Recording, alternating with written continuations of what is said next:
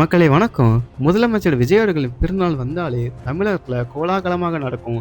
அதுல கூட அந்த குறிப்பிட்ட நேரங்களில் மக்களுக்கு பல்வேறு வகையான சேவைகள தொடர்ந்து விஜய் ரசிகர் மன்றம் மற்றும் தொண்டர்கள் மற்றும் ரசிகர்கள் தொடர்ந்து பண்ணிக்கிட்டே இருப்பாங்க. எங்க தஞ்சாவூரோட வெற்றி வேட்பாளர் விஜய் சரவணன் அவர்கள் வினோதினி மருத்துவமனையோட இணைந்து மக்களுக்கு இலவச பல்நோக்கு மருத்துவ முகாம் ஆர்கனைஸ் பண்ணியிருந்தாங்க.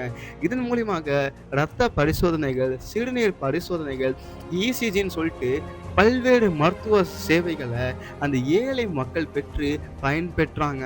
அது முடிஞ்சதுக்கு அப்புறம் அந்த மக்களுக்கு இலவச அன்னதானம் வழங்கப்பட்டது.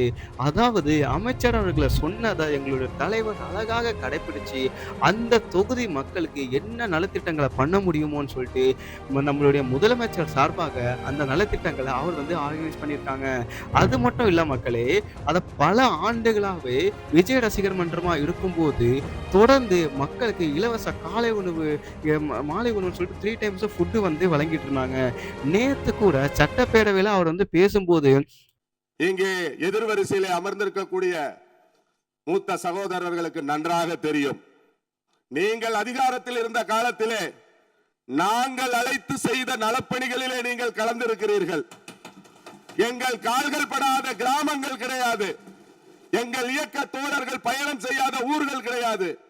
நாங்கள் ஆட்சி அதிகாரத்திற்கு வருவதற்கு முன்னதாகவே தீட்டிய திட்டங்கள் எத்தனை எத்தனை என்பது தமிழகத்து மக்களுக்கு தெரியும்.